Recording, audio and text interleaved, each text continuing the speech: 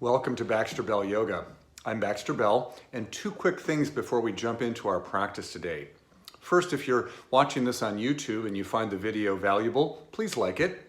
Secondly, if you want to learn more about my yoga teaching, whether that's yoga classes online or in person, yoga privates or yoga therapy privates, or upcoming workshops and retreats, there's one easy place to find all that information. That's my website, baxterbell.com. So without further ado, let's jump right into our practice. Okay, today we're going to take our half moon pose that I've shared with you in two previous videos using a chair instead of a block or the floor as our destination for our bottom hand, and we're going to take it to the next level. So today we're going to be working on a half moon pose using a block. Again, if your balance is not great and you're a little bit concerned about balancing on one foot and one hand, then I recommend that you step closer to a wall. You can be just a couple inches away from a wall and lean into it if you need to. You could also work with your back foot up against a wall to provide more support. So there are some ways that you can get more stable, but the way I'm going to demonstrate this is in the center of your mat. So please take whatever modifications or precautions that you need to so that you feel safe playing around with half moon pose.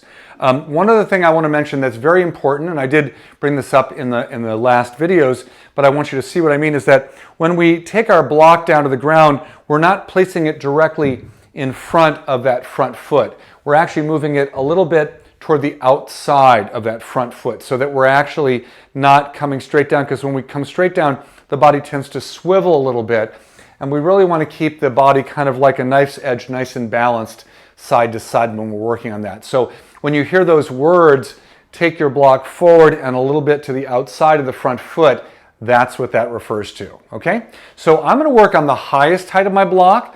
Depending on the flexibility of your front leg hip, some of you might find that working on the middle height of the block, or even if you can hold on to the block on its lowest height, might be the level of depth that you want to take the pose. But I'm going to show it on the highest height, number one, because it's the most accessible version when you're using a block, right? It's a little bit higher, and therefore it's going to deal with any limitations that might exist in the front hip.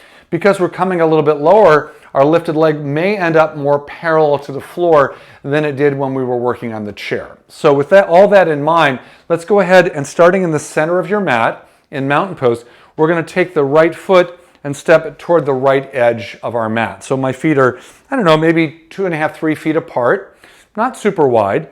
And then take your left foot and leg and turn that leg out 90 degrees and kick the right heel back. So we're kind of in that leg position we use for Warrior Two and for side angle pose. I'm going to get my back hand kind of out of the picture just by placing the hand on the hip.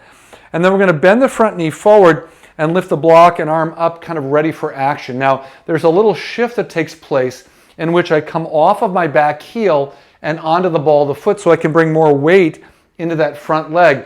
And we allow the front knee to move past the ankle as we transition our weight onto the block and the hand. So we're going to inhale and bend the front knee forward and lean out, coming onto the ball of the back foot, and then watching with the eyes as we place the block forward and out to the left a little bit, and we're going to shift our weight onto the hand and the foot. When I come up, again, my sacrum or my pelvis is angled at about a 45-degree angle. My top leg is very active. My top toes point straight forward, and I can just keep my hand on the hip here if I want. If I'm wobbly at all, I could bend my knee a little bit or step down lightly to come out early. I'm looking down at the block because that's easier for balance. With practice, you might end up turning your head a little forward or a little more forward. And there may come a time when you feel like you want to take your top arm and reach it up towards the sky. Ideally, that left foot points straight forward and did not turn a little bit out to or inward a little bit as you came up. And to come out, we're going to bend that left knee. We're going to reach back with the back foot so we can imagine our footprint back there where we started, and then slide the block up and out with you, and then bring the arm down and turn the feet even. As you bring your feet back to center for a moment, notice the work in the outer hip area, maybe on both legs. You might be feeling it in both hips. And then we'll try that on the second side. So stepping the left foot out to the left, turn the right leg out 90 degrees, kick the left heel back a little bit, And again, we're going to just tuck that left hand on the hip so we don't have to worry about it kind of moving around in space and negatively impacting our balance. We're going to bend the front knee forward, lift the arm up, and then the back heel is going to lift a little bit to shift our weight slightly forward in space. So as I shift forward, I'm then going to look down about 1.5 feet in front and a little bit to the right. And as I lean my weight into that right hand, start to straighten that left leg. Notice the balance. Sometimes one side is a little more challenging than the other. Use that bottom hand to give yourself a little more stability in the pose. So firm that bottom arm, firm that bottom leg. The top heel presses straight away from the body. The pelvis is at a 45-degree angle. This is nice for the bottom hip and the top SI joint in terms of alignment. The gaze can be down or maybe forward depending on your level of practice. And you might even take the top arm a little bit up towards the sky. To exit, we're going to bend the front knee forward, and then we reach back as we lift the block up. I don't collapse down. I land softly coming up and out, and then exhale the arm down, turn the feet even, and step the feet together.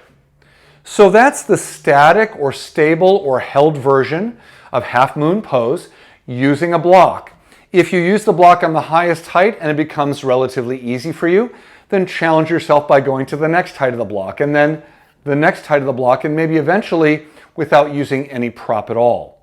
I'll be sharing with you a dynamic version of the half moon with the block in a future video, so keep your eyes open for that. And don't forget that even better than these shorter videos are joining me for a full-length live streaming class sometime soon. You can find that information on my website. And please follow me on Facebook and YouTube. If you like the video, please like it. That'd be awesome. Thank you so much for joining me today. Hope you have a great rest of the day. Namaste.